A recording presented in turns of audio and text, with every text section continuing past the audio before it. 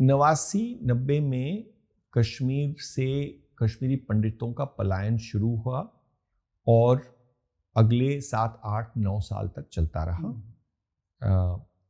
इसका तो इसमें कोई दो राय बिल्कुल नहीं, बिल्कुल ये बिल्कुल सत्य है। लेकिन विवाद इस पर है कि क्यों हुआ और कैसे हुआ। बिल्कुल क्यों हुआ का शायद हम कभी कोई सीधा जवाब नहीं दे पाएंगे, लेकिन इतना हम कह सकते हैं कि उन सालों में कश्मीर में एक बहुत डर का माहौल था, अफरा तफरी मची हुई थी, नामालूम बंदूकदार जिनको बोलते थे लोग घूम रहे थे, लोग मारे जा रहे थे।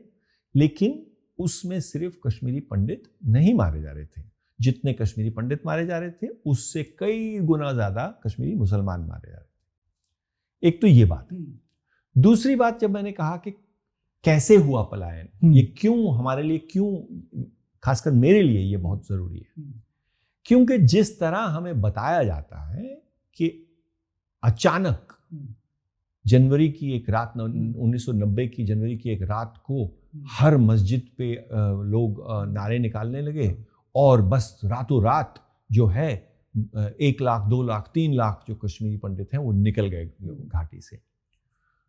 ये तो कतई नहीं हुआ, क्योंकि मैंने बहुत कोशिश की है कि इसके लिए कोई आप कुछ सबूत पेश करें। अच्छा, ये नहीं हुआ था मस्जिदों से किसी तरह का नहीं, कोई? क्या किसी एक मस्जिद से ये आवाज उठी या 3 मस्जिदों से ये आवाज उठी, हो सकता है। हाँ, लेकिन क्या हर एक मस्जिद से ऐसा तो नहीं हुआ।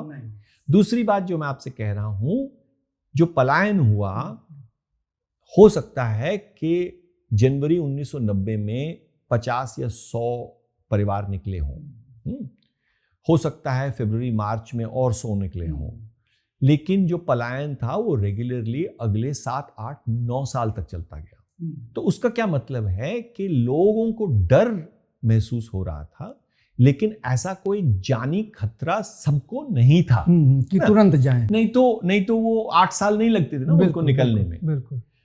अब ये जो नैरेटिव है, आप सच मानिए तो ये नैरेटिव आपको 1990, 91, 92 में कहीं नहीं मिलेगा। ये उसके बाद बनने लगा ये नैरेटिव। मैं आपको एक छोटा सा उदाहरण करता हूँ। कुछ साल पहले मैंने एक किताब बनाई थी, वो कश्मीरी फोटोग्राफर्स के बारे में। तो उसमें जो सबसे सीनियर थे, मेराजुद्दीन बहुत सीनियर फोटोग्राफर है, वो 1986 से फोटो जर्नलिस्ट थे। मैंने उनसे ये सवाल पूछा, मैंने कहा आप यहाँ के टॉप फोटो जर्नलिस्ट थे 1989 में, इंडिया टुडे के लिए काम करते थे, आपने कश्मीरी पंडित पलायन के फोटो क्यों नहीं खींचे? तो वो थोड़े से अचंभे में रह गए, बोले हाँ ये तो सच है, वो लोग रात को निकलते थे। तो मैंने कहा एक रात को निकले, लेकिन अगर 2 लाख लोगों को निकलना है तो कई रातें लगी होंगी। आपके पास फ्लैश थे, आप फोटोग्राफर थे। तो आप मानिए कि मेरा सवाल जो था उनको खुद नहीं समझ आया कि वो मेरे को जवाब क्यों नहीं दे पा रहे। तो फिर अगले 2-3 दिन उनसे मैं मिलता रहा। आखिरकार एक युवा फोटोग्राफर थे, उनने कहा, बोला क्योंकि लोग एक रात को थोड़ी ना गए। मेरे गांव में हमारे स्कूल टीचर थे, वो फरवरी में निकले, बोला एक बेडरोल और एक ट्रंक लेके बोला हम लोग जम्मू जा रहे हैं, जब थोड़ा हालात ठीक हो जाएंगे तो वापस आ जाएंगे। तो ये जो कैरेक्टर है इस पलायन का, ये समझना बहुत जरूरी है। उसके बाद जब लोग निकले, सब सोच के कि ये टेम्पररी है, हम कैंप में जा रहे हैं, टेंट में रह रहे हैं, लेकिन ये तो महीने 2 महीने 6 महीने की बात है। महेंद्र जी, मैंने खुद पंजाब में गुरदासपुर में 86 में पंजाबी हिंदुओं के कैंप में शूटिंग की है ना। अमृतसर के दुर्गियाना मंदिर में हिंदुओं की शूटिंग की है। पंजाब में भी पलायन हुआ था, लेकिन पंजाब सरकार ने ये ठान लिया था कि जैसे ही मौका लगे हम इन लोगों को वापस ले जाएंगे। तो क्या बात थी कि जो कश्मीरी पंडित पलायन था, इसको कभी भी किसी भी सीरियसनेस के साथ लोगों को वापस ले जाने की कोई भी स्कीम नहीं बनाई गई। वो तब सोचने लगे जबकि इतना टाइम गुजर चुका था कि लोगों ने अपनी जमीनें बेच दी थी, लोगों ने अपने मकान बेच दिए थे, तो फिर वापस जाने की तो कोई उम्मीद नहीं थी ना। तो आपके सवाल का मैं यही जवाब दूंगा कि पलायन हुआ और उससे बहुत परिवार बर्बाद हुए।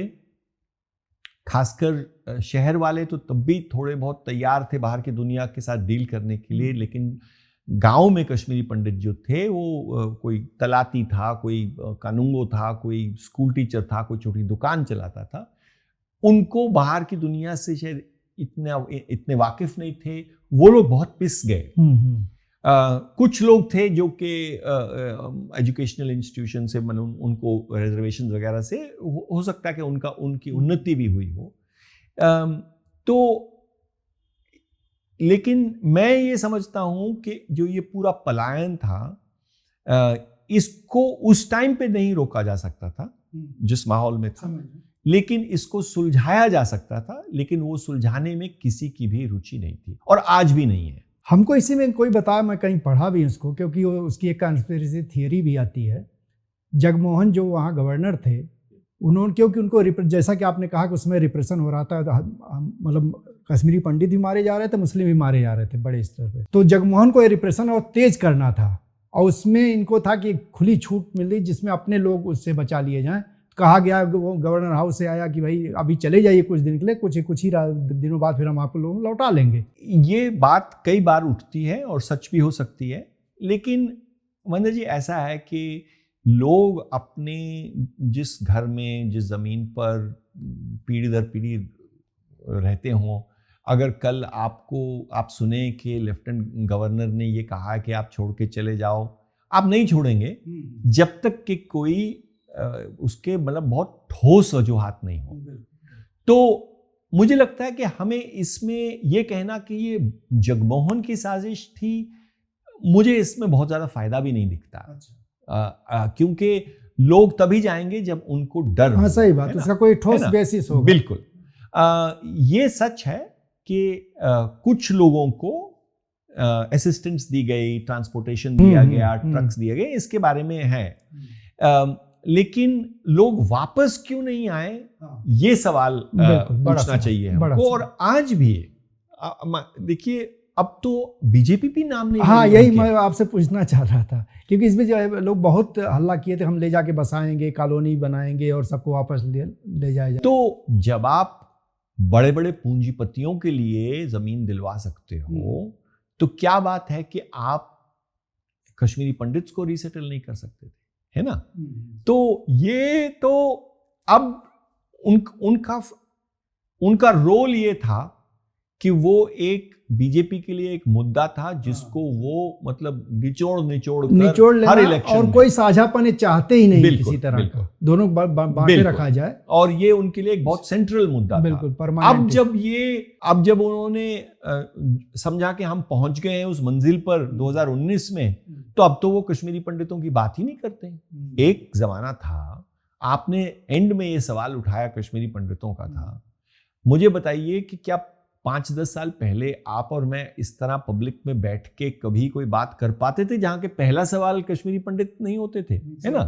वो अब क्या हुआ है कि अब लोग समझने लगे हैं कि कुछ और भी मुद्दा है वहां पे कश्मीरी पंडितों के सिवा, और जो कश्मीरी पंडित मुद्दा है उसको बीजेपी और हमारी मीडिया ने भी धीरे धीरे जरूर आउट कर दिया। अब सिर्फ हो सकता है कि 19 जनवरी को ट्विटर पे कुछ लोग कुछ कर देंगे या टीवी पे 5 मिनट का कुछ हो जाएगा, लेकिन वो जो अनदेखा करना है वो सॉलिडली हो चुका है।